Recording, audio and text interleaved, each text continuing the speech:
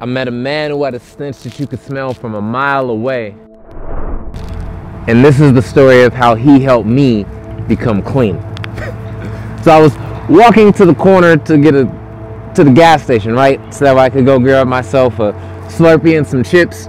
And immediately a very peculiar smell invaded my nostrils. The smell, it reminded me of dirty diapers, spoiled milk, you know, soiled laundry, rotten food, you know, garbage, essentially everything our culture deems worthy of throwing away. And when I looked up, I saw it was emanating from the man, and I thought, don't we do the same thing to him?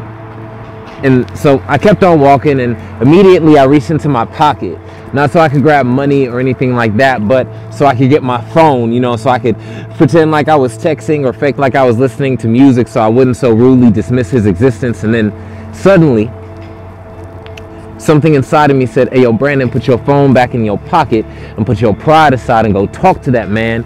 So I did. I asked that man if he wanted a Slurpee and some chips, and we sat on that street corner for what seemed like hours. And I asked if he could tell me a little bit of his life story. All he could do was say, glory, hallelujah, of course I can. And he began telling me the story of a man who had everything. You see, the people of this world, they bowed down at his feet as if at the altar of a God, and he allowed their words to raise him. He allowed their praises to elevate his stature to nothing less than God reincarnated in human flesh. Where I'm from, we call that the Pharaoh complex, I'm pretty sure. But you see, the issue with towering above all is never that climb up, but it's that inevitable fall. That cataclysmic crash landing back down to humility in which most don't survive. And I imagine him losing everything. I mean, all the cars, the girls, the money, the fame, just gone. And he told me, yo, Brandon, man, that wasn't it. Yo, man, I woke up one morning and I had a house full of worldly possessions. And I realized that all of it was worthless.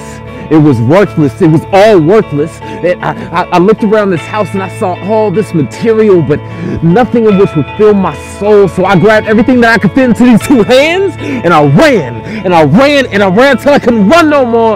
It all seemed so real to him. You could see it in his eyes. It was like he was reliving that moment in life again and again and again. And he interrupted my train of thought saying, hey, young man, do you know why I smell like this? I said, no. He said, I smell like this to remind myself that self-sufficiency will no longer keep me clean. Because do you know why you wear the clothes that you have on your back? Is it simply to look appealing, or is it to hide the fact that you're healing?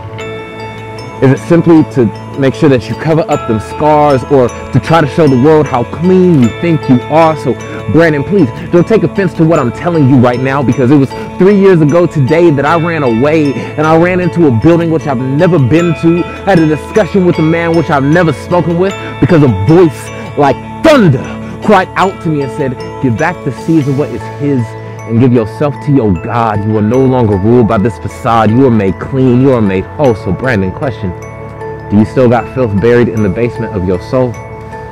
Because if so, I know someone who could help cleanse you. Never in a million years did I think I'd take hygiene tips from a guy like this. But I did. And I think the craziest part about the whole story is, as I was standing on this street corner, and all these cars drove by, I wondered which one of us they thought was clean. And I guess the moral of the story is, you can't ever really judge a book by its cover.